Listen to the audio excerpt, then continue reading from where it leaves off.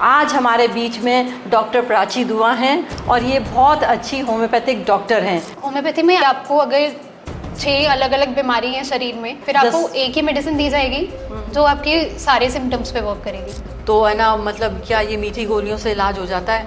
मतलब नॉर्मली ये बोलते हैं कि क्या लें, वो तो मीठी गोलियां दे रहे हैं। फीवर में और वायरल केसेस में तो एक बायोकेमिक है, 1 लीटर पानी की बोतल में आप डिजोल्व करके आप उसको एक सिप करके आप दिन भर में लेते रहो। मच्छर बहुत ज़्यादा हो गए हैं तो ना डेंगू का बहुत जगह मतलब फैल रहा है। तो 20 बूंद आधे कप पानी में आप दिन में 3 बार ले सकते हो। ये प्लेटलेट्स बढ़ाने में हेल्प करता है। कुछ ऐसी मेडिसिन जो मदर्स मतलब दे सकें या लड़कियां कैरी कर सकें कि हाँ ले लें ताकि उनको क्रैम्प्स नहीं महसूस हो। और इसके लिए बहुत अच्छी एक दवाई है जो आप खुद से मतलब ओवर द काउंटर भी अवेलेबल है, मतलब आपको इसको लेने के लिए प्रिस्क्रिप्शन की ज़रूरत नहीं है। इंसान का नेचर बदल सकते हैं? हाँ, ये एक्चुअली पॉसिबल है। होम्योपैथी में मेंटल्स भी पूछे जाते हैं। अच्छा। क्योंकि बीमारी, कोई भी बीमारी का बहुत बड़ा कॉज देखा जाता है स्ट्रेस। जैसे कोलकाता में बहुत कॉमन प्रैक्टिस है कि जनरेशनल होम्योपैथ्स होते हैं। हाँ।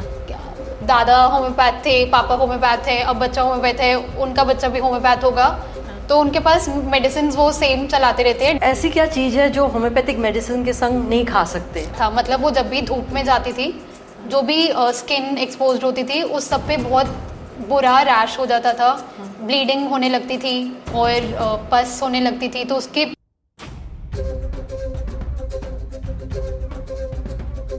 नमस्कार। आजकल ऑल्टरनेटिव थेरेपीज़ और ऑल्टरनेटिव मेडिसिन्स का ज़माना हो क्यों नहीं, क्योंकि बीमारियां भी इतनी बढ़ रही हैं। आज ही मैंने एक पंजाब के न्यूज़पेपर में पढ़ा कि वहाँ पर स्कूल में बच्चों को कुछ हैंड मूवमेंट्स बताते हैं ताकि उनकी पीनियल ग्लैंड एक्टिव हो जाए। और वो हैंड मूवमेंट क्या है कि आपको दोनों हाथ यूज़ करने हैं कि जैसे आप खाना खा रहे हो। इससे आपका 5-4 मिनट करेंगे तो पीनियल ग्लैंड एक्टिव हो जाएगा। आज हमारे बीच में डॉक्टर प्राची दुआ हैं और ये बहुत अच्छी होम्योपैथिक डॉक्टर हैं।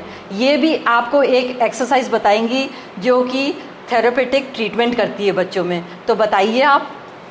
जैसे आप शेयर कर रहे थे पीनियल ग्लैंड एक्टिवेट करने के लिए, उसी से मुझे याद आया कि साउदर्न इंडिया में, साउथ इंडिया में एक बहुत कॉमन प्रैक्टिस थी कि बच्चों को बोला जाता था दोनों ईयर लोब्स पकड़ के, दोनों कान ऐसे एंड से पकड़ के थोड़ा पुल हो रहे हो नीचे, फिर वो ऐसे सिटअप्स करें, बैठ के वापस उठे, मतलब उठक बैठक करें, सिटअप्स करें ऐसे कान पकड़ के। तो ये भी ग्लैंड्स एक्टिवेट करने के लिए थोपो करना में इसको बोला जाता था। बिल्कुल। तो ये भी तो देखिए, बातों बातों में हमने 2 थेरेपेटिक एक्सरसाइजेस बता दी। अब आप डॉक्टर प्राची दुआ के बारे में जानेंगे कि वो कैसे होम्योपैथिक प्रैक्टिस में आई। मैंने BHMS किया दिल्ली यूनिवर्सिटी से, फिर मैं LCH London college of homeopathy UK से PG होम्योपैथी, फिर मैंने साइकोलॉजी काउंसलिंग करी NHCA सिंगापुर से। अच्छा।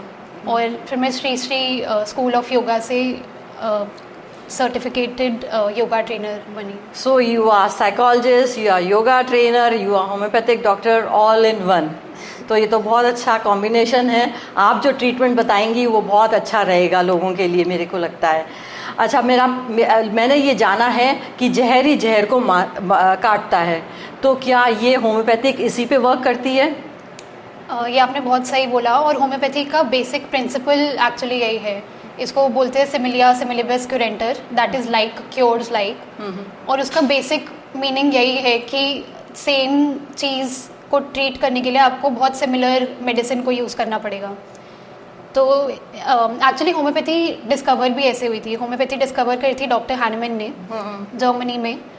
और उनको कैसे पता चला कि ये काम करती है, वो एक थेरेप्यूटिक बुक पढ़ रहे थे, एक बेसिकली मेडिकल बुक पढ़ रहे थे, और उसमें उन्होंने पढ़ा कि सिंकोना बार्क, एक पेड़ की एक डाली को यूज़ किया जाता था मलेरिया ठीक करने के लिए। तो वो क्यूरियस हुए, वो सोचने लग गए कि सिंकोना बार्क मलेरिया कैसे ठीक करती है, सिर्फ इसीलिए कि वो कड़वी है वो मलेरिया कैसे ठीक कर पा रही है। तो उनका जो ऐसे साइंटिफिक ब्रेन था वो काम करने लग गया। तो उन्होंने ये सोचा कि मैं खुद लेके देखता हूँ सिंकोना बार्क। उनको मलेरिया नहीं था, पर उन्होंने सोचा कि अगर मैं सिंकोना बार्क लेता हूँ, मैं वो पेड़ की डाली खुद खा के देखता हूँ कि क्या होता है मुझे। तो कुछ दिन तक उन्होंने सिंकोना बार्क खुद ली और वो एकदम हेल्दी थे, उनमें मलेरिया जैसे सिम्टम्स आने लग गए। तो उन्होंने सोचा कि सिंकोना बार्क का यूज़ होता है मलेरिया ठीक करने के लिए, पर वो उनको कुछ भी प्रॉब्लम नहीं है और वो सिंकोना ले रहे हैं तो उनमें मलेरिया जैसे सिम्टम्स भी आ रहे हैं।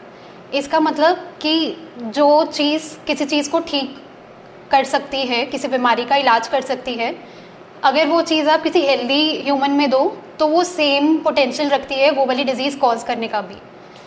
तो होम्योपैथी में फिर उन्होंने ऐसे ही सोचा कि जो भी जैसे कोई पॉइजन भी है, आप किसी को वो पॉइजन दो तो पॉइजन के जो सिम्टम्स आएंगे, अगर किसी को पॉइजनिंग है किसी और रीज़न से तो आप वो सेम चीज़ दे सकते हो। ऑफ कोर्स डायरेक्ट फॉर्म में नहीं दे सकते, वरना आप पॉइजन दे दोगे वो मर जाएगा।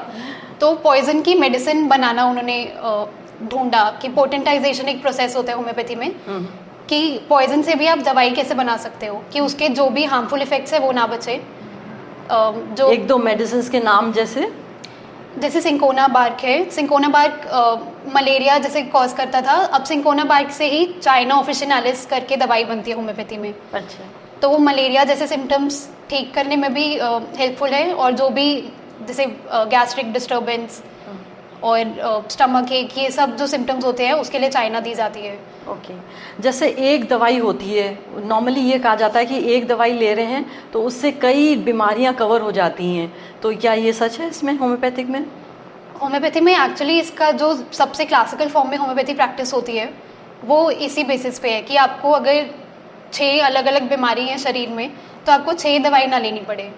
जैसे अब बहुत कॉमन है कि आपको मल्टीपल इश्यूज होते हैं, आपके जॉइंट पेन है, साथ में स्किन में रैश है, पीरियड्स डिस्टर्ब्ड है, हेयर फॉल है, तो अब आपको 4-5 अलग अलग डॉक्टर्स के पास नहीं जाना पड़ेगा, अलग अलग मेडिसिन नहीं लेनी पड़ेंगी।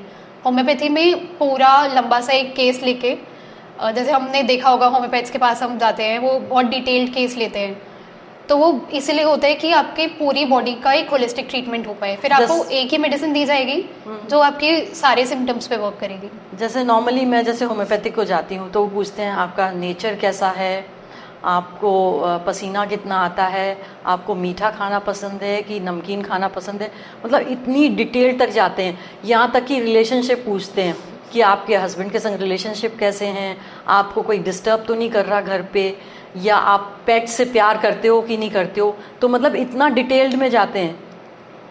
क्लासिकल होम्योपैथी में यही होता है। जैसे फिजिकल सिम्टम्स तो हम एक्सपेक्ट करते हैं कि हम डॉक्टर के पास जा रहे हैं तो वो हमसे पूछेगा कि नींद कैसी है, स्टूल और यूरिन कैसा है, टॉयलेट बाथरूम में कोई प्रॉब्लम तो नहीं, पसीना कैसा आता है, ये सब तो फिर भी एक्सप्लेनेबल लगता है कि ये डॉक्टर हमसे पूछ रहा है। होम्योपैथी में मेंटल्स भी पूछे जाते हैं। अच्छा। क्योंकि बीमारी, कोई भी बीमारी का बहुत बड़ा कॉज देखा जाता है स्ट्रेस, तो होम्योपैथी में इसको बहुत इंपॉर्टेंस दी जाती है कि आपको कोई भी स्ट्रेस है या आपकी कभी कोई स्ट्रेसफुल सिचुएशंस हम सबकी लाइफ में होती है, बट आप उसको कैसे रिस्पॉन्ड कर रहे हो, आपका रिएक्शन क्या है स्ट्रेसफुल सिचुएशन में, वो सबका अलग अलग होता है। किसी को गुस्सा आएगा सेम सिचुएशन पे, किसी को रोना आएगा, कोई बहुत लोगों को बताएगा, कोई चाहेगा कि अभी मुझे अकेला छोड़ दो। तो उस सब के बेसिस पे आपकी मेडिसिन ढूंढी जाती है, कॉन्स्टिट्यूशनल मेडिसिन उसको बोलते हैं, कि एक इंसान की एक दवाई बेस्ड ऑन उसके सारे फिजिकल सिम्टम्स, सारे मेंटल सिम्टम्स, तो इसीलिए डिटेल्ड केस टेकिंग होती है। नॉर्मली ड्रीम्स भी पूछते हैं, ड्रीम्स भी उसका पार्ट रहता है। ये इंसान का नेचर बदल सकते हैं, जैसे है ना, हस्बैंड चाहे अपने वाइफ का नेचर बदलना या वाइफ चाहे अपने हस्बैंड का नेचर बदलना, तो नॉर्मली इसमें मेडिसिन है कि मतलब कुछ ऐसा हो सकता है कि नेचर बदला जा सकता है? ये फ़नी तो साउंड करता है, बट हाँ ये एक्चुअली पॉसिबल है, क्योंकि ये हार्मनी में लाता है। जो भी एक्सट्रीम्स हैं आपके बिहेवियर के, आपके नेचर के, जैसे किसी को अगर बहुत जल्दी बहुत शॉर्ट टेम्पर्ड है, हर छोटी छोटी बात पे गुस्सा आता है, या कोई बहुत इमोशनल है, बहुत जल्दी रोना आता है, ये सब हम देखते हैं कि इवन दो वो इस कंप्लेंट के लिए नहीं आए थे डॉक्टर के पास, वो अपने किसी फिजिकल कंप्लेंट के लिए आए थे, बट हमने जो मेडिसिन दी उनकी इम्यूनिटी के लिए कवर हो गया, उससे वो भी बैलेंस हो जाता है। तो नेचर्स की अगर एक्सट्रीम्स हैं तो पेशेंट्स आके बहुत बार बोलते हैं कि ये मेडिसिन की वजह से हुआ क्या, ये मतलब मेरे को याद नहीं है मैंने आपको ये बताया हो, इसके बारे में कंप्लेन करी हो, बट जब से मैंने दवाई ली ये भी बेटर लग गया, मेंटली भी बेटर लग गया। बिल्कुल। मैंने मेरे को बहुत ज़्यादा एंगर इश्यूज थे और मेरे को हस्बैंड लेके गए डॉक्टर के पास, और होम्योपैथिक डॉक्टर को मतलब उन्होंने स्पेसिफिकली जाके ये बोला कि इसको गुस्सा बहुत आता है, और उसके बाद मैंने 3-4 साल मेडिसिन ली और मेरा गुस्सा मतलब काम डाउन हो गई मैं। तो मतलब मेरे को फ़र्क लगता है कि होम्योपैथिक डज वर्क ऐसे। एक जैसे होम्योपैथिक डॉक्टर है, तो मेरे को जब मैंने ये जो मेडिसिन चालू करी तो मैंने 3-4 साल तक वो देता रहा और मैं परेशान हो गई कि भाई आप 3-4 साल तक दे रहे हो, मैं मतलब तंग हो रही हूँ। तो कहते हैं कि तंग क्यों हो रही हो, कि ये ना मतलब आगे चल के यू विल लुक यंग। तो इज़ इट पॉसिबल कि ये होम्योपैथिक मेडिसिन से आपकी मतलब एजिंग प्रोसेस भी रुक जाती है? ये कोई भी आपका जो अच्छा ट्रीटमेंट चल रहा होगा, कोई भी चीज़ जो आपको स्टेट ऑफ हेल्थ में वापस ला रही होगी, वो हेल्प करेगी आपको यंगर दिखने में, या फिर आपके जो भी इम्बैलेंसेस है वो आप जब बैलेंस करोगे तो वो ब्यूटिफिकेशन में कन्वर्ट होगा। साइड इफेक्ट मतलब साइड रोल की तरह वो काम करेगा ही। क्योंकि जैसे अगर KFT आप देखोगे इम्बैलेंस्ड है, किडनी फंक्शन इम्बैलेंस्ड है, तो लोगों के अंडर आई पफीनेस हो जाती है, वो ओल्ड एज वाली अपीयरेंस देता है। आप वही किडनी फंक्शन ठीक करो वो चला जाएगा, तो आप सोचोगे कि यंगर लग रहा है, जबकि सिर्फ किडनी पे काम किया है। हाँ, पर नॉर्मली तो एलोपैथी, अगर किडनी फंक्शन के लिए जाएंगे तो एलोपैथिक बोलेंगे चलो किडनी के लिए दवाई दे देते हैं, पर होम्योपैथिक तो ओवरऑल मतलब पूरा देखेगा। जो मेन मेडिसिन होती है वो ओवरऑल ही होती है। ओके। कुछ अगर जैसे सप्लीमेंट्री जैसे बायोकेमिक्स होते हैं होम्योपैथी में, कुछ और साथ में एडिशनल स्पेसिफिक ऑर्गन के लिए कुछ देने की जरूरत पड़े तो स्पेसिफिक्स भी होते हैं। नॉर्मली है ना, मतलब लोग कोई सजेशन किसी को देते हैं कि भाई होम्योपैथिक के चले जाओ आप, तो वो उनका मन कहना यही होता है कि हाँ मन को तो आराम मिलेगा ही, कि भाई एक प्लेसिबो इफेक्ट आएगा कि हाँ हमने कुछ किया है। Is homeopathic medicine scientifically proven? Homeopathy does work on science, सिर्फ प्लासिबो इफेक्ट नहीं है। और ये चीज़ आप देख सकते हो कि होम्योपैथी अब एग्रो होम्योपैथी जैसे कि प्लांट्स में भी होम्योपैथिक मेडिसिन यूज़ करने लग गए हैं। तो प्लांट को तो नहीं पता ना कि आप मुझ में मेडिसिन दे रहे हो और सिर्फ इसीलिए वो ठीक हो रहे हैं। या एनिमल्स को भी वेटनरी होम्योपैथी भी आने लग गई है, तो अपने एनिमल्स को, पेट्स को भी दे रहे हैं लोग होम्योपैथिक मेडिसिन। अब उनके आप सिर्फ पानी के बोल में आप होम्योपैथिक दवाई मिला दो, उनको नहीं पता कि वो ले रहे हैं, बट वो भी ठीक हो रहे हैं उससे। और प्लांट को भी पानी मिला के मतलब डाल दो, तो मतलब यहाँ तक पहुँच गया साइंस, मतलब ऐसे। हाँ, और talking about the science behind it, homeopathy कौन सी साइंस पे काम करती है, तो लेटेस्ट जो रिसर्च पेपर्स हैं उसमें ये पाया गया कि सारी होम्योपैथिक मेडिसिन का अलग अलग इलेक्ट्रोमैग्नेटिक इफेक्ट होता है। तो एक दवाई का एक फ्रीक्वेंसी पे इलेक्ट्रोमैग्नेटिक इफेक्ट ढूंढा गया, दूसरी का कुछ और इफेक्ट है। तो वो फ्रीक्वेंसी के बेसिस पे, वाटर मेमोरी के बेसिस पे कुछ उसमें है, हर दवाई दूसरे से लगे। तो ऐसा नहीं है कि सिर्फ पानी है या सिर्फ अल्कोहल है या उसमें कुछ दवाई नहीं है। दवाई का बहुत कम होगा सब्सटेंस, कि बहुत कम दवाई है, उसको बहुत डाइल्यूट किया गया है, बट उसकी एफिकेसी अभी भी है, इफेक्टिव वो अभी भी है। आपने कुछ वाटर मेमोरी के बारे में बोला, तो क्या मतलब ये भी एक मेमोरी, मतलब जो डाइल्यूट करते हैं ये मेमोरी रखती है कोई चीज़ क्या? मतलब कुछ होता है ऐसे पानी का इफेक्ट भी? ये भी जैसे होम्योपैथिक मेडिसिन में भी देखा जाए तो ये एक पैरामीटर होता है दवाई बनाने का भी, क्योंकि इतना डाइल्यूट किया जाता है। हाँ। जैसे मैंने आपको बताया कि कुछ पॉइजनस सब्सटेंसेस से भी बनती है दवाई। हाँ। कुछ पॉइजन से भी बन रही है, तो पॉइजन डायरेक्टली हम नहीं ले रहे हैं, उसको बहुत डाइल्यूट करके और फर्दर डाइल्यूट करके कि सिर्फ उसका जो थेरेप्यूटिक पार्ट है, जो सिर्फ दवाई वाला पार्ट है, हाँ, सिर्फ वो काम करे, उसके जितने भी बुरे असर है वो ना आए, तो उसको फर्दर डाइल्यूट करके। कौन सी पॉइजनस दवाई मतलब है, नट उससे दवाई बनी है मतलब? जैसे स्नेक पॉइजन्स भी है। अच्छा, स्नेक पॉइजन से भी स्नेक पॉइजन से भी बनती है दवाइयाँ, बहुत कॉमनली प्रिस्क्राइब होती है। अच्छा। और एक मैंने नुक्स वोमिका की एक वो पॉइजनस नट है, उससे भी मतलब दवाई। नुक्स वोमिका एक पॉइजनस नट है, वो प्लांट बेस्ड है। हाँ, तो वो भी मतलब ऐसे खाओ तो आप मर जाओगे।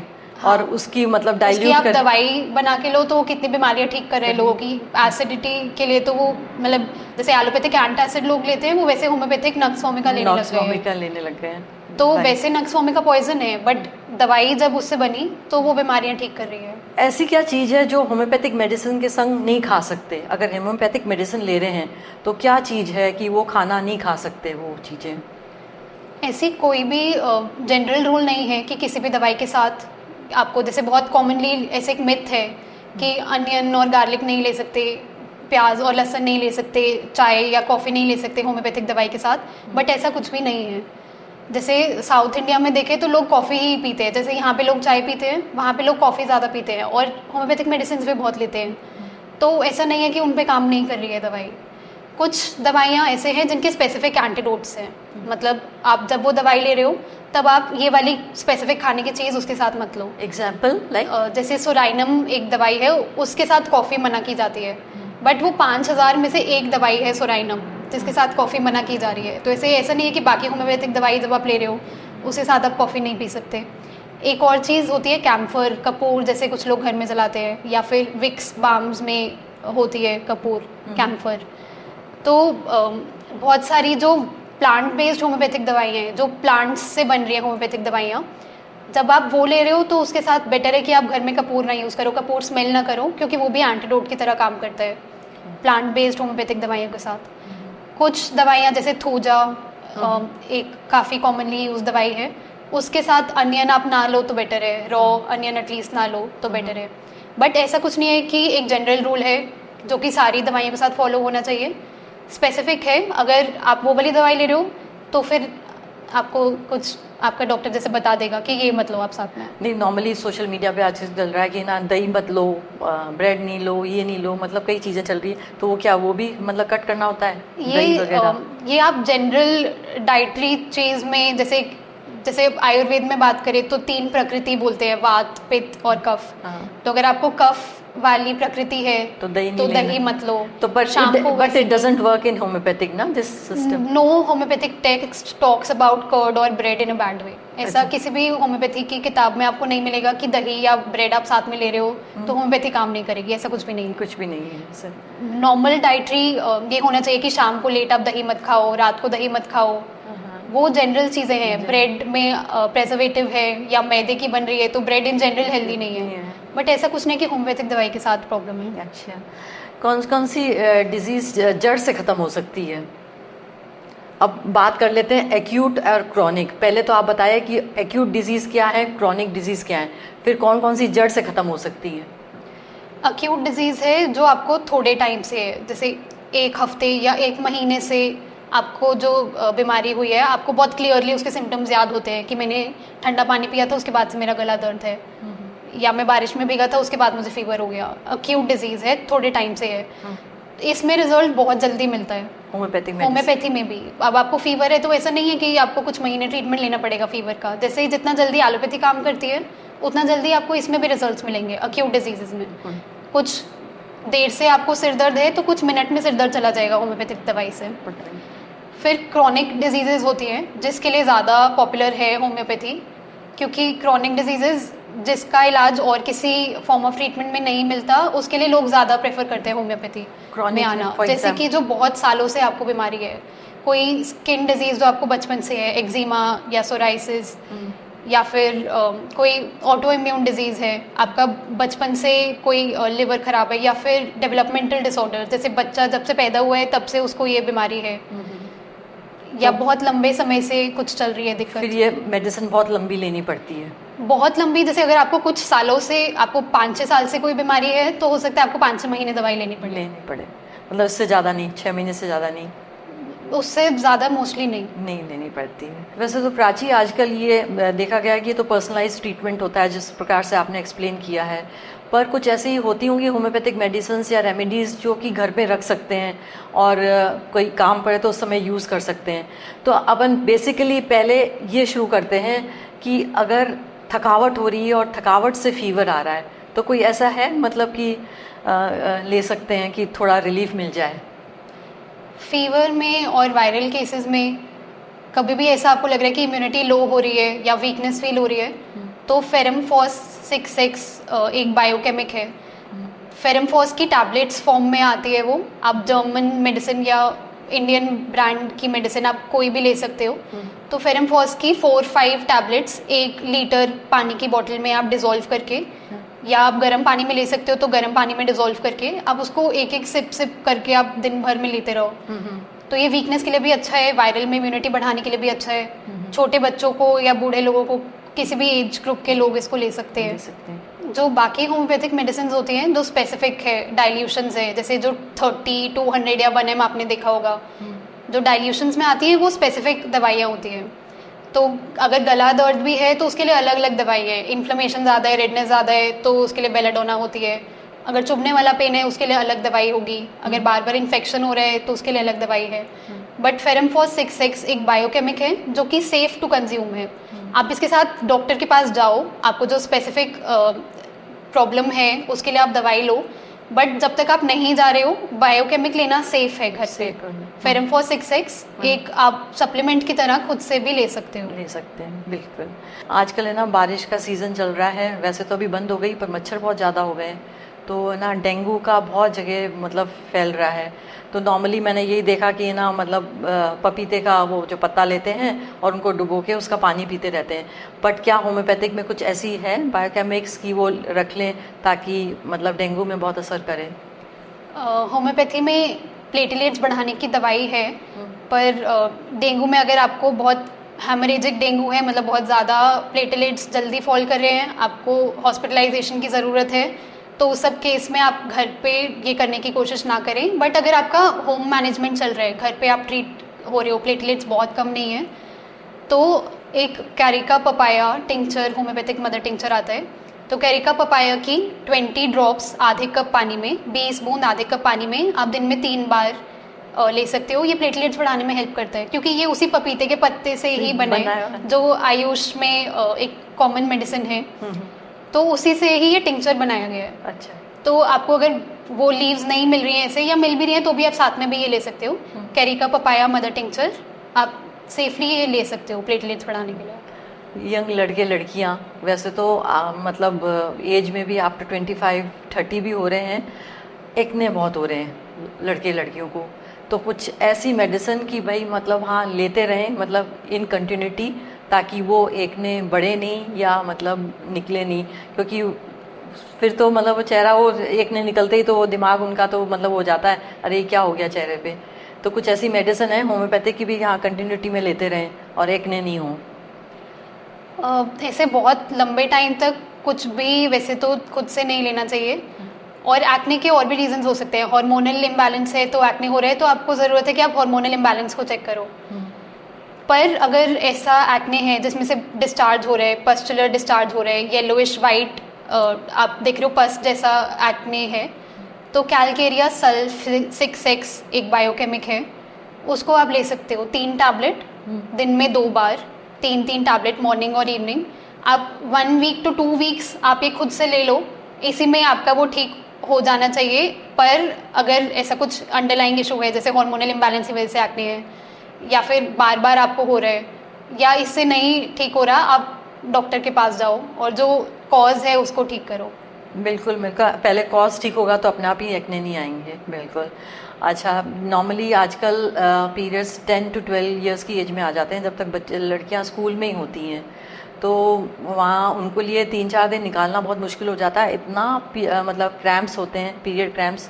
तो कुछ ऐसी मेडिसिन जो मदर्स मतलब दे सकें या लड़कियां कैरी कर सकें कि हाँ ले लें ताकि उनको क्रैम्प्स नहीं महसूस हो? ये बहुत अच्छा क्वेश्चन है, क्योंकि बहुत कॉमनली ऐसे लोग पूछते हैं, स्पेशली जब अब मेफ्टॉल स्पास, जो पहले बहुत लोग ऐसे अपने आप ही पॉप कर लेते थे एलोपैथिक मेफ्टॉल स्पास, उसका इंडियन गवर्नमेंट ने वार्निंग इशू करी कि वो सेफ नहीं है लेने के लिए। जो लोग ऐसे ही थोड़ा सा भी पेन हो रहे हैं मेफ्टॉल ले लेते थे क्रैम्प्स में, उसका अब वो ड्रेस सिंड्रोम कॉज कर सकता है, किडनी फंक्शन में वो प्रॉब्लम कर सकता है, किडनी हेल्थ के लिए वो काफ़ी ख़राब है। मेफेनमिक एसिड होता है मेफ्टॉल स्पास में। तो अब जब हमारे पास कोई और ऑल्टरनेट नहीं बचा है क्रैम्प्स को देखने के लिए, तो होम्योपैथी में लोग और डिपेंड हो रहे हैं कि होम्योपैथी में ऐसा कुछ है क्या। और इसके लिए बहुत अच्छी एक दवाई है जो आप खुद से मतलब ओवर द काउंटर भी अवेलेबल है, मतलब आपको इसको लेने के लिए प्रिस्क्रिप्शन की ज़रूरत नहीं है, वो है मैगफॉस 6X। ये भी एक बायोकेमिक है। इसकी 5 to 6 टैबलेट्स 1 कप गर्म पानी में डिज़ोल्व करके आप जब भी आपको क्रैम्प्स हो रहे हैं या पेन है तो आप ये ले सकते हैं। मेरे पास मैगफॉस है अभी, तो ये मैगफॉस 6X है। इसका पूरा नाम मैग्नीशियम फॉस्फोरिकम मैगफॉस के नाम से भी आपको ये मिल जाएगी, और ये किसी भी ब्रांड की आप ले सकते हो। जैसे लोगों का कॉमन क्वेश्चन होता है कि हम जर्मन मेडिसिन लें या हम इंडियन मेडिसिन लें, तो सबकी इफेक्टिविटी सेम है। आप डॉक्टर रेकवेग या SBL या आप कोई भी ब्रांड ले रहे हो, सब इक्वली अच्छा काम करेंगी। तो मतलब आपने बोला कि वो टैबलेट्स कैरी कर सकती हैं और कैरी कर सकते हो आप, दिन में 2 बार ले लें। दिन में 2 बार आप 3-3 टैबलेट्स या ज़्यादा भी ले सकते हो मैगफॉस एक्चुअली, क्योंकि क्रैम्प्स में बार बार आपको लेने की ज़रूरत पड़ सकती है। तो मैगफॉस को 6x को आप फ्रीक्वेंटली भी रिपीट कर सकते हो, 3-3 टैबलेट जब आपको ज़रूरत पड़े। सबसे अच्छा ये काम करती है गर्म पानी में, तो बेस्ट होगा आप इसको गर्म पानी में डिज़ोल्व करके ले पाओ, नहीं तो आप इसको ऐसे ही बैग में कैरी करो और आप इसको ऐसे ही सेफली ले सकते हो, इसके कोई साइड इफ़ेक्ट्स नहीं है। नॉर्मली मदर्स के लिए तब प्रॉब्लम आती है, 6 महीने का बच्चा होता है, उसके दांत निकलने को होते हैं और टीथिंग प्रॉब्लम की वजह से वो बच्चा चिड़चिड़ा, रोना, चिल्लाना और मतलब बहुत चीज़ होती है, फीवर भी कई बार उसको आ जाता है। तो उसके लिए क्या मेडिसिन है? और नॉर्मली टूथ एक जब नॉर्मली और कब होता है? जब ज़्यादा ट्रैवल करते हैं तो टूथ एक एकदम हो जाए, तो उस समय क्या दवाई मतलब कैरी करनी चाहिए ताकि भाई मतलब टूथ एक नहीं हो उस समय? इसके लिए दोनों के लिए अलग अलग दवाइयाँ हैं। बच्चे में टीथिंग हो रही है तो फिर कैलकेरिया फॉस 6x, ये बहुत कॉमनली काफ़ी लोगों को ऑलरेडी पता है, ये देते हैं टीथिंग बच्चों को। ये सेफ़ है, पानी में डिज़ोल्व करके कैलकेरिया फॉस 6x की 3 टैबलेट दिन में 2 बार। टीथिंग बच्चों में टीथिंग की वजह से जैसे उनके दांत जब आ रहे हैं तब उनको फीवर हो रहे हैं या फिर वो इरिटेबल हो रहे हैं या फिर वो हर चीज़ को बाइट करना चाह रहे हैं, चू करना चाह रहे हैं, तो कैलकेरिया फॉस 6x बहुत अच्छी है। इसकी एक फ़नी स्टोरी है, एक वेटनरी डॉक्टर जिनको मैं जानती हूँ, वो उन्होंने जैसे डॉग्स या पपीज़ में जब दांत आने लगते हैं ना, तो उन्होंने पपीज़ में भी देना शुरू किया कि टीथिंग अगर डॉग्स में भी हो रहे हैं तो वो अब प्रिस्क्राइब करते हैं कैलकेरिया फॉस 6x पपीज़ में भी जिनकी टीथिंग हो रही होती है, क्योंकि वो डॉग्स भी हर चीज़ बाइट कर रहे होते हैं।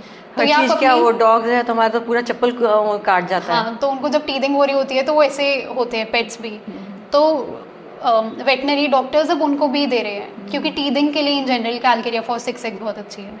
और व्हाट अबाउट टूथ एक? एल्डरली पीपल टूथ एक के लिए एक प्लांटागो मदर टिंक्चर आता है, उसको आप माउथ वॉश जैसा यूज़ कर सकते हो। अच्छा। प्लांटागो मदर टिंक्चर की 20 ड्रॉप्स 1 ग्लास पानी में डाल के आप उसको थोड़ी देर मुंह में रखा, थोड़ी देर मुंह में रखने के बाद उसको अपने रिंस करके आप सिर्फ माउथ वॉश जैसा यूज़ करो।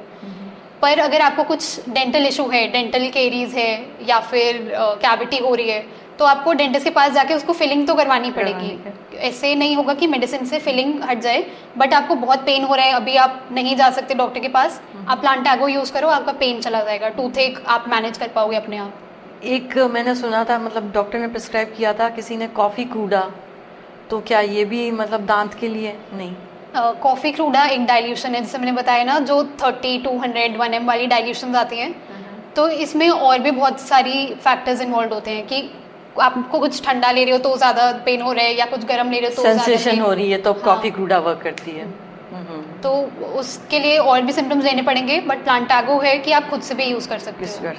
सो प्राची, जैसे जैसे एज बढ़ती है तो नींद कम होती जाती है, और नींद क्यों कम होती जाती है? क्योंकि स्ट्रेस बढ़ता जाता है। और स्ट्रेस क्यों बढ़ता जाता है? क्योंकि बच्चे बढ़ते जाते हैं, उनका कैरियर है, उनको सेटल करना है, मतलब फाइनेंशियल इश्यूज़ हैं। तो मतलब ऐसा है, ऐसी कोई मेडिसिन है कि जो नींद, मन, जो थॉट्स आ रहे हैं वो थॉट्स शांत हो जाएं और ताकि नींद आराम से आ जाए? इसके लिए सबसे अच्छी तो वही काम करेगी कि एक आपके पूरे एनालिसिस के बेसिस पे डॉक्टर दवाई दे। या फिर जो आपको अगर ब्लड प्रेशर की वजह से ये सब हो रहा है, थॉट ज़्यादा, नींद कम, वो सब को चेक किया जाए। पर कुछ दिन के लिए है, थोड़े टाइम से आपको ऐसा हो रहा है, तो काली फॉस 6x रात को सोने से पहले 4 टैबलेट्स आप ये लेके सो, ये थोड़ा नर्वस रिलैक्सेंट जैसा काम करता है, नर्व्स को रिलैक्स करता है। ओके। तो काली फॉस 6x आप उसके लिए ले सकते हो। ओके। प्राची, अभी इतने टाइम से आप ये 6x मेडिसिन बता रहे हो, ये एक्चुअली 6x मेडिसिन होती क्या है? ये जो 6x या 3x करके जो टैबलेट्स होती हैं, ये बायोकेमिक टैबलेट्स होती हैं। तो ये होम्योपैथी की सप्लीमेंट जैसी चीज़ होती है। जो होम्योपैथी की मेन मेडिसिन होती हैं उसमें आपने देखा होगा 30 या 200 या 1m करके वो होती है। उनका वो डाइल्यूशन बहुत ज़्यादा होता है। वो डाइल्यूशन ज़्यादा होता है, तो वो आप डॉक्टर से कंसल्ट करके लें, या फिर डॉक्टर ने आपको बताई है तो आप लें, तो वो बेटर है। जो मैं अभी आपको बता रही हूँ 6x वाली, That is a safe medicine. That is a safe medicine. You can take without doctor. Yes. और नॉर्मली ये होता है कि ना, आप जब भी होम्योपैथिक के पास जाते हैं वो मीठी गोलियां दे देते हैं, तो है ना, मतलब क्या ये मीठी गोलियों से इलाज हो जाता है?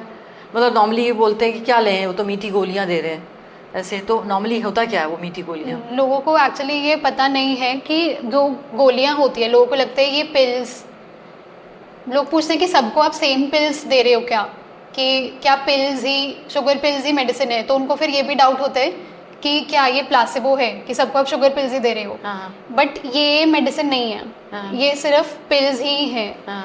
मेडिसिन जब डॉक्टर बनाता है तो ये पिल्स को डाइल्यूट किया जाता है। जैसे ये एक दवाई है थायराइडिनम 30, इसको थायराइड केसेस में यूज़ किया जाता है। खुद से आप इसको भी मत लेना, क्योंकि जैसे मैंने बोला 30, 200, 1M वाली ये स्ट्रॉन्ग मेडिसिन हैं, ये आप डॉक्टर से पूछ के लो तो बेटर है।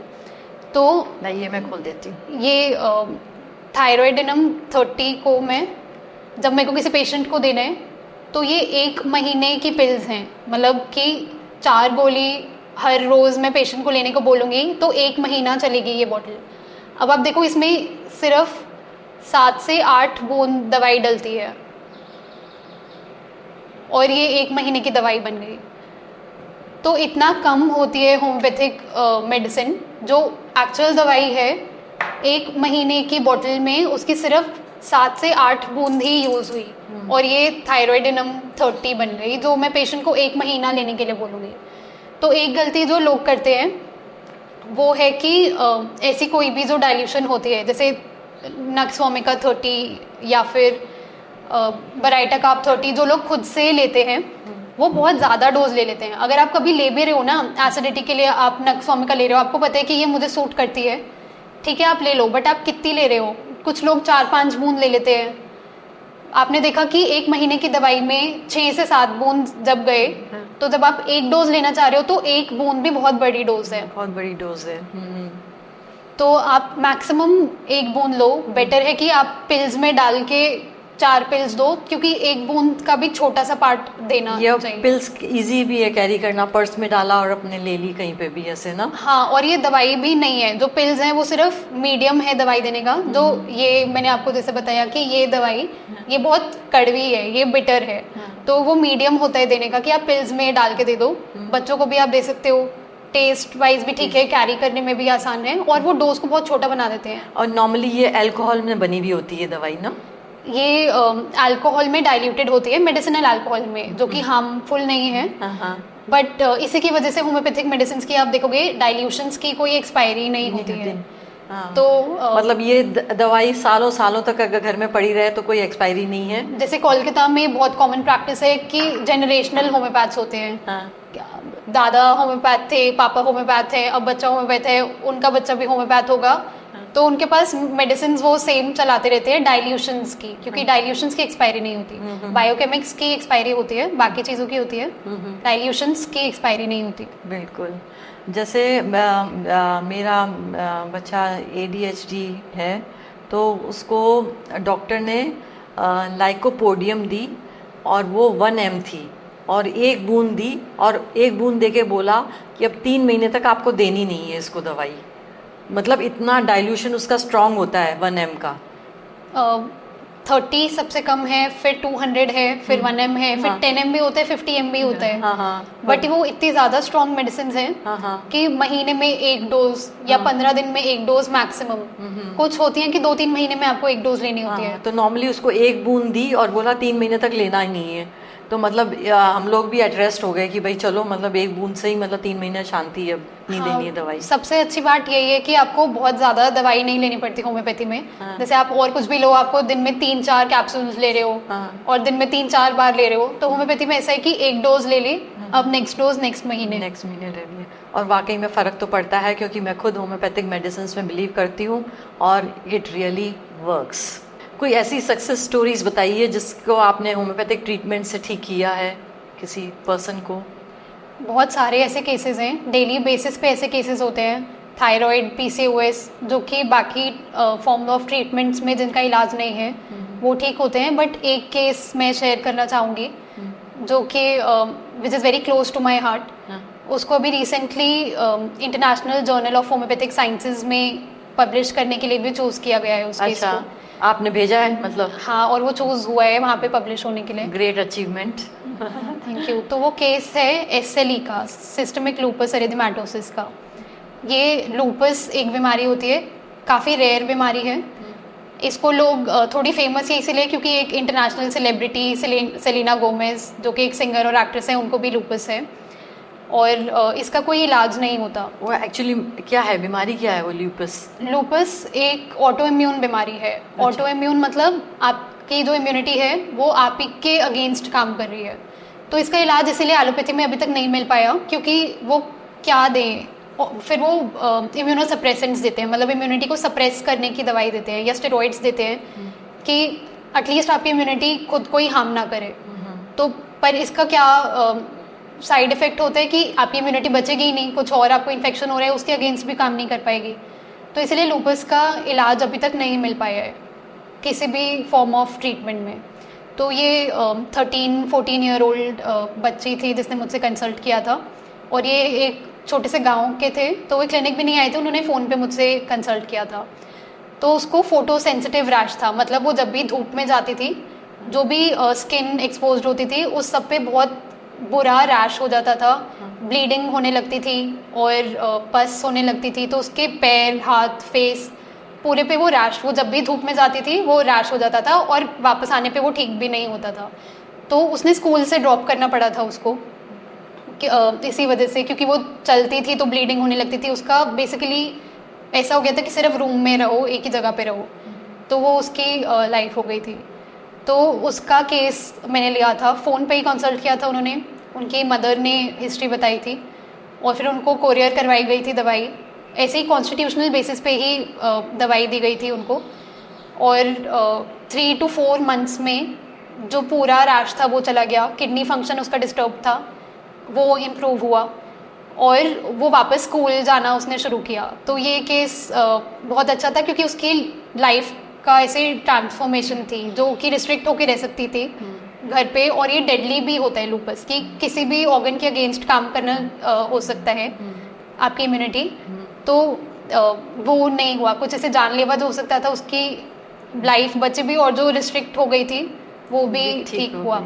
तो मतलब ये ऑटो इम्यून डिजीज पे भी बहुत अच्छा वर्क करती है। ऑटो इम्यून डिजीजेज में सबसे अच्छा स्कोप है होम्योपैथी का, क्योंकि एलोपैथी के पास कोई ट्रीटमेंट नहीं है अपार्ट फ्रॉम इम्यूनोसप्रेसेंट्स, और इम्यूनोसप्रेसेंट्स अच्छा ऑप्शन नहीं है। बिल्कुल। तो ऑटो इम्यून डिजीजेज जो बाकी की भी हैं उन सब का भी होम्योपैथी में बहुत अच्छा ट्रीटमेंट है। और कोई ऐसी कोई सक्सेस स्टोरी?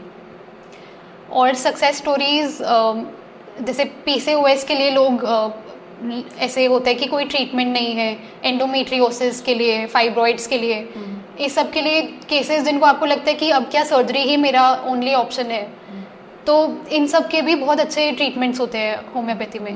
और जो डेवलपमेंटल डिसऑर्डर्स होते हैं स्पेशली, जो बचपन से ही बच्चा को, मतलब बच्चा वॉज बॉर्न विद इट, उसी के साथ ही पैदा हुआ वो, तो उस सब के लिए भी बहुत अच्छा ट्रीटमेंट होता है। इसमें हम बहुत केसेस में मदर्स मेंटल हिस्ट्री भी लेते हैं, मतलब जब प्रेगनेंसी का टाइम था और वो बच्चा पैदा होने से पहले मदर की हिस्ट्री भी लेते हैं काफ़ी केसेस में, क्योंकि जेस्टेशनल हिस्ट्री देखी जाती है कि बच्चे को क्यों बीमारी हुई। जैसे आप होम्योपैथी में बाकी डिजीजेस बोल रहे हो कि स्ट्रेस की वजह से हुई, बट वो तो पैदा ही बीमारी के साथ हुआ है, तो उसको क्यों है। तो फिर इसमें फिर जेस्टेशनल हिस्ट्री पूछी जाती है, मदर की हिस्ट्री ली जाती है कि प्रेगनेंसी के टाइम ऐसा कुछ था क्या। जैसे डाइट का लोग इंडिया में बहुत अच्छा ध्यान रखते हैं, इतना अच्छा ध्यान रखते हैं कि आप ज़्यादा भी कंज्यूम कर लेते हो शुगर, और जेस्टेशनल डायबिटीज़ हो जाती है मदर्स को, उसको ओवरडू करते हैं हम डाइट को। बट एक बहुत इंपॉर्टेंट एस्पेक्ट मेंटल हेल्थ का मदर्स की, जैसे पोस्टपार्टम डिप्रेशन भी होता है, पोस्टपार्टम ब्लूज होते हैं, तो mental health of mothers during pregnancy and after pregnancy बहुत इंपॉर्टेंट होता है for the development of the child. तो इस पे मेडिसिन तो हेल्पफुल है ही, होम्योपैथिक मेडिसिन हेल्प कर सकती हैं ड्यूरिंग प्रेगनेंसी और ड्यूरिंग जैसे फीडिंग के टाइम भी, अगर ब्रेस्ट फीडिंग के टाइम पे भी बच्चे को हो गया है जैसे कोल्ड या कॉफ हो गया है, या फिर नोज ब्लॉक्ड है छोटे बच्चे की 2-3 मंथ ओल्ड चाइल्ड, तो उसको अब आप एंटीबायोटिक्स नहीं दे सकते, उसकी नाक बंद है, आप क्या करोगे, बहुत परेशान होते हैं लोग इसमें। और होम्योपैथिक दवाई भी हम बोलते हैं कि डायरेक्टली देने की ज़रूरत नहीं है, आप बच्चे को कोई दवाई नहीं देना चाहते जब तक बहुत ज़रूरत हो आप मत दो। तो होम्योपैथिक दवाई ऐसे भी काम करती है कि आप मदर को दवाई दो और वो जो फीड के थ्रू बच्चे को वो काम करती है। प्राची, क्यों हम होम्योपैथिक ट्रीटमेंट पे विश्वास करें? क्यों? क्योंकि मतलब नॉर्मली अगर बीमार होते हैं तो ये लगता है कि एलोपैथिक के जाए जल्दी इलाज हो जाएगा, तो why should we trust homeopathy? Homeopathy में एक तो रूट कॉज से जो ट्रीटमेंट हो रहा है, कोई साइड इफ़ेक्ट्स नहीं है, और जो स्टोरीज हमने बताई मैंने और आप जो आपके भी एक्सपीरियंसेस होंगे होम्योपैथी के साथ, उसके अलावा एक एक्सपीरियंस मैं आपको बताना चाहती हूँ, अपना नहीं, एक डॉक्टर बर्नेट का, जो कि एक एलोपैथिक डॉक्टर थे। तो 1800s के ये डॉक्टर थे, डॉक्टर बर्नेट, ये एक एलोपैथ थे और ये इंट्रोड्यूस हुए थे नए नए होम्योपैथी से, और ये होम्योपैथी प्रैक्टिस करने लग गए। फिर उन्होंने MD भी करी होम्योपैथी में, बट इनके जो कोलीग्स थे, जो बाकी एलोपैथ्स थे, वो बहुत क्वेश्चन करते थे इनको कि अभी मॉडर्न मेडिसिन का जो टाइम है, एलोपैथी एडवांस हो रही है, तो तुम होम्योपैथी में क्यों जा रहे हो? तो वो उनको मतलब एकदम बुली करने लग गए थे कि होम्योपैथी क्यों कर रहे हो तुम? तो बहुत ज़्यादा जब ये होने लग गया तो डॉक्टर बर्नेट ने सोच लिया कि अब मैं रिस्पॉन्ड दूंगा, अब रिस्पॉन्स इसका दिया जाएगा। तो उन्होंने सोचा कि मैं एक लेटर लिखता हूँ सबको, वो लेटर में मैं एक्सप्लेन करूँगा कि मैं क्यों होम्योपैथ बना। तो उन्होंने हेडिंग डाली, reasons to be a homeopath, और उन्होंने अपना एक केस लिखना शुरू किया कि एक ये छोटा सा बच्चा था, उसकी वो it was close to death, वो मरने वाला था बच्चा। अच्छा। और मैंने कैसे उसको दवाई दी और वो बच्चा बच गया। उसके बाद उनको एक और केस याद आया कि ये एक और केस था एक ओल्ड आंटी का, जो बहुत टाइम से ठीक नहीं हो रही थी, काफ़ी टाइम से एलोपैथिक ट्रीटमेंट, बाकी सब मेथड्स ऑफ ट्रीटमेंट वो ले चुकी थी, बट वो भी ठीक नहीं हो रही थी। तो उन्होंने सेकंड नंबर डाल के वो भी केस कोट किया। फिर उनको एक और केस याद आया। ऐसे करते करते उन्होंने इतना लंबा लेटर वो टाइप करते गए कि 50 केसेस उन्होंने अपने लिखे, और हर केस के बाद, क्योंकि वो बहुत हिलेरियस मजाकिया नेचर के थे, हर केस के बाद उन्होंने ऐसे लिखा कि तुम मुझसे एक रीज़न मांग रहे थे होम्योपैथ होने का, ये लो सेकंड रीज़न, ये लो थर्ड रीज़न। तो ऐसे करके उन्होंने 50 रीजंस लिखे। फिर उसकी हेडिंग उन्होंने चेंज करी, 50 reasons for being a homeopath, और वो लंबा सा लेटर उन्होंने भेजा कि इतने सारे इनक्योरेबल केसेस उन्होंने होम्योपैथ बन के ट्रीट करे, जो एलोपैथी में नहीं हो सकते थे कभी भी ठीक। वो इतना अच्छी डॉक्यूमेंटेड वो चीज़ बनी कि वो बाद में पब्लिश हुई। अब वो बुक अवेलेबल है डॉक्टर बर्नेट की, 50 reasons for being a homeopath. और ये बुक सिर्फ होम्योपैथ्स ही नहीं, जो लोग होम्योपैथिक ट्रीटमेंट लेते भी हैं, आप भी ले सकते हो, आप पढ़ो, आपको खुद होम्योपैथिक डॉक्टर थोड़े बहुत बन सकते हो, मतलब डॉक्टर बन सकते हो। आपको खुद एनकरेज फील होगा कि आप जो होम्योपैथी ले रहे हो कितनी इफेक्टिव है। तो काफ़ी इंटरेस्टिंग रीड है 50 reasons for being a homeopath. तो मुझे लगता है कि वो एक अच्छा एग्जाम्पल है कि क्यों होम्योपैथी आपको लेनी चाहिए। बिल्कुल। प्रिया जी, मैं आपसे जानना चाहूँगी, आपने बोला कि आपका बहुत ट्रस्ट है होम्योपैथी पे, तो आपके साथ भी ऐसा कुछ हुआ क्या? Any success story of homeopathy that you experienced? हाँ बिल्कुल। मैं एक बार मेरे को लखनऊ जाना था और मेरे को कुछ पेपर्स साइन करने थे वहाँ पर। तो जब मैं पेपर साइन करने बैठी तो मेरा हाथ है ना कांपने लगा और साइन नहीं हो रहा था। इतना पकड़ के मैंने ज़बरदस्ती उस समय साइन किया, और फिर मैंने अपने माइंड को टिक किया कि this is Priya, something is wrong with you, you have to go to a homeopathic doctor. So मैं दिल्ली आते ही I went to a homeopathic doctor and उन्होंने मेरे को बोला, जब उन्होंने मेरे को देखा, मैंने कहा this happen to me, I couldn't like, मेरा हाथ ऐसे से दूज रहे थे कि व्हाट हैपन टू मी। तो he said either it may be you got anxious or you may have an panic attack हो गया, या फिर मतलब उन्होंने तो सिर्फ इतना ही मेरे को किया, पर मतलब कई बार ऐसा होता है ना कि when you are around with 25 people there are lot of energies which doesn't click with you, and वो उसकी वजह से मेरे को बहुत ज़्यादा घबराहट हो गई, स्ट्रेस हो गई, and then he gave me medicine, और उसके बाद I am fine with it. And मतलब मैं आराम से अब साइन करती हूँ एंड आराम से स्टेज में जाती हूँ, आराम से कुछ भी बोल देती हूँ।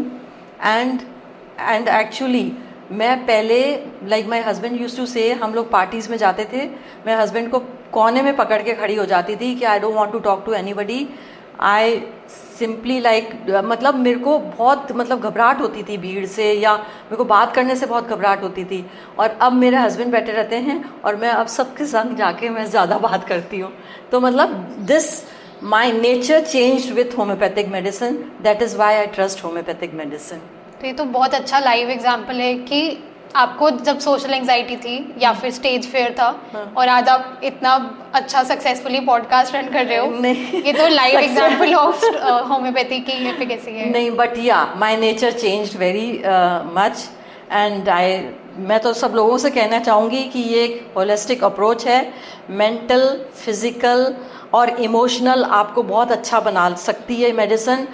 आप कुछ हद तक अपने आप ले सकते हैं, कुछ नॉर्मल पोटेंसी पे, पर अगर आपको पूरा हद तक ठीक होना है तो आप प्लीज़ होम्योपैथिक डॉक्टर से कंसल्ट ही करके लें।